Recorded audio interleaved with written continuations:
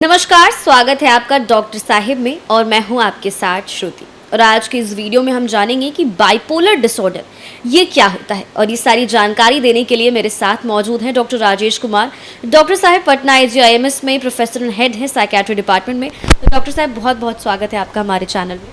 Thank you. Doctor साहब, bipolar disorder ये आखिर क्या है?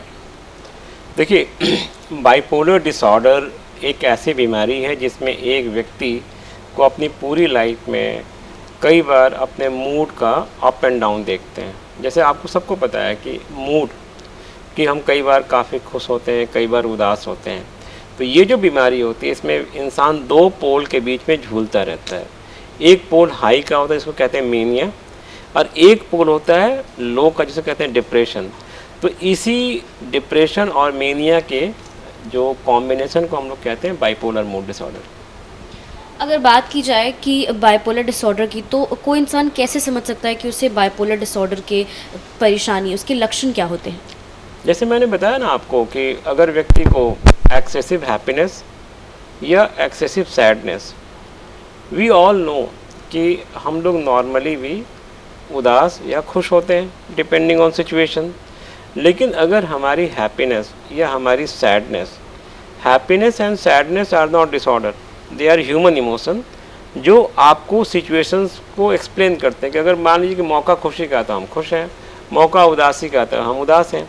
लेकिन अगर आपकी उदासी इतनी ज़्यादा हो कि आप अपने आप को महसूस करते हैं कि डिसेबल्ड या क्रिपल्ड, आपको लगता है मेरी ज़िंदगी बेकार हो गई है, ज़िंदगी जीने का कोई मतलब नहीं है, रोते रहना, कोई चीज़ में मन नहीं लगना, तो उसको कहते हैं डिप्रेशन। और एक होता है जिसमें इंसान अत्यधिक खुश होना, ऐसा लगना कि मैं दुनिया का बेताज बादशाह हूँ, मैं जो चाहे सो कर सकता हूँ, मेरे पास अपूर्व संपत्ति है, तो होता है मेनिया। तो अक्सर जो व्यक्ति को ये प्रॉब्लम होती है, वो लोग अपने अंदर महसूस करते हैं कि या तो मैं बहुत स्लो होता जा रहा हूँ या मैं बहुत हाई होता जा रहा हूँ। तो वो धीरे धीरे समझ जाते हैं कि आजकल मैं बहुत ज़्यादा खुश हूँ, तो हो सकता है कहीं मेनिया में जा रहा हूँ, या मैं उदास हो रहा हूँ तो कहीं मैं जा रहा हूँ डिप्रेशन में तो नहीं। तो ये वो लोग पकड़ लेते हैं। अगर किसी को बाइपोलर डिसऑर्डर की समस्या है तो वो कितना ज़रूरी है कि वो डॉक्टर से जल्द मिले? देखिए, बाइपोलर मूड डिसऑर्डर एक गंभीर मानसिक बीमारी है। जैसे गंभीर मानसिक बीमारियों की श्रेणी में सबसे ऊपर सिजोफ्रेनिया आता है, फिर बाइपोलर आता है। बाइपोलर किसी भी व्यक्ति को काफ़ी परेशान करता है, न सिर्फ व्यक्ति, परिवार, समाज, देश। क्योंकि जो भी व्यक्ति इस बीमारी से ग्रसित होता है वो कहीं ना कहीं अपनी पर्सनल लाइफ के अलावा जो उसकी सोशल लाइफ होती है, जो उसकी ऑक्यूपेशनल लाइफ होती है, इसमें काफ़ी लॉस होता है। एक बार जब आप मेनिया में जाते हैं या डिप्रेशन में जाते हैं तो आपको कम से कम महीने 2 महीने का लॉस हो जाता है। तो आप जॉब से दूर रहते हैं, फिर परिवार को आपकी केयर में काफ़ी टाइम देना पड़ता है। तो emotional loss, financial loss, social loss, पूरा का पूरा लॉस होता है। और अक्सर बाइपोलर बीमारी का अगर इलाज न कराया जाए तो ये बीमारी क्रॉनिक हो सकती है, और कई बार इस तरह के जो व्यक्ति होते हैं दे मे अटेम्प्ट सुसाइड और कमिट सुसाइड। अगर बात की जाए इसकी प्रिवेंशन की, इसके बचाव की, तो इसके बचाव के लिए बाइपोलर डिसऑर्डर वाले क्या कर सकते हैं? देखिए, इसका कोई 1 to 1 आंसर नहीं हो सकता है कि बचाव। जैसे हम लोग कहते हैं कि अपने मेंटल हेल्थ को कैसे आप ठीक रखते हैं, तो अपने मेंटल हेल्थ को बेहतर रखने के लिए एक जनरल स्ट्रैटेजी होती है। अच्छा खाएं, अच्छा सोचें, अच्छा रहन सहन बना के रखें, नशा ना करें, और कोशिश करें कि आपकी लाइफ में अगर कोई अप्स एंड डाउन्स आते हैं तो उसको पॉजिटिवली हैंडल करें। अक्सर कई बार क्या होता है कि जब लोग हाई या लो में जाते हैं तो नशे का सहारा लेते हैं, तो कई बार वो एक बीमारी का रूप ले सकती है।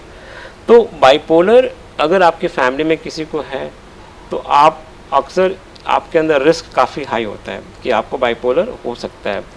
तो अगर आपको जैसे ही लगे कि आपके अंदर मूड स्विंग्स हो रहे हैं या मूड अप एंड डाउन हो रहा है, तो आप तुरंत डॉक्टर से मिलें, जिसको हम कह सकते हैं सेकेंडरी प्रिवेंशन की बीमारी बड़ा रूप ना ले। अब बीमारी हो ही ना, इसके लिए कोई स्ट्रैटेजी नहीं होती है कि बाइपोलर को हम कैसे प्रिवेंट कर सकते हैं। Yes, there are certain general strategy जहां आप अपने आप को मेंटल हेल्थ को इंटैक्ट रखें या मेंटली हेल्दी रहें। अगर बात करें दवाओं की, तो कई बार लोग इस तरह की अगर बीमारी से जूझ रहे, अगर बाइपोलर, तो वो लोग भी एंटी डिप्रेसेंट पिल्स का भी सहारा लेते हैं। तो ये कितना नुकसानदायक हो सकता है? देखिए, एंटी डिप्रेसेंट दवाई का लेना डिप्रेशन में कोई नुकसानदेह नहीं होता है, वो ज़रूरी है। कोई भी दवा अगर आप अनसुपरवाइज्ड बिना डॉक्टर के सलाह के या डॉक्टर की सलाह से ले रहे हैं लेकिन आप डॉक्टर से मिल नहीं रहे हैं, तो वो फिर एक नशा बन सकता है। लेकिन बाइपोलर में अक्सर जो ट्रीटमेंट होता है वो डिपेंड करता है कि आप किस मूड स्टेट में हैं। मेनिया का ट्रीटमेंट अलग है, डिप्रेशन का अलग है। लेकिन अगर किसी को बाइपोलर है तो उसकी रोकथाम के लिए भी दवाइयाँ होती हैं कि बार बार एपिसोड्स ना हो। लेकिन डिप्रेशन के लिए दवाइयाँ और मेनिया के लिए दवाइयाँ, ये डिपेंडिंग ऑन द एपिसोड हम देते हैं। और कई बार इन दवाइयों को काफ़ी लंबा 3 साल 5 साल या कई बार ज़िंदगी भर भी खाना पड़ता है अगर बीमारी क्रॉनिक हो जाती है तो। लेकिन जो मानसिक बीमारी में जो दवाई दी जाती है, अगर आप डॉक्टर के देख रेख में ले रहे हैं और सुपरविजन में ले रहे हैं, तो वो फिर वो मतलब आपको नुकसान नहीं कर सकती है। वो लाइफ सेविंग ड्रग्स हैं। बहुत बहुत शुक्रिया डॉक्टर साहब, आपने बाइपोलर से जुड़ी जो सारी जानकारी दी है उसके लिए। Thank you. उम्मीद करती हूँ डॉक्टर साहब ने बाइपोलर से जुड़ी जो सारी जानकारी दी है आपने उन्हें ठीक से सुना और समझा होगा। अगर आप इस वीडियो को फेसबुक पर देख रहे हैं तो पेज को लाइक करें, यूट्यूब पर देख रहे हैं तो चैनल को सब्सक्राइब करें। डॉक्टर साहब से आपके क्या सवाल है हमें कमेंट कर या मेल बॉक्स के माध्यम से आप बता सकते हैं। वीडियो देखने के लिए आपका शुक्रिया।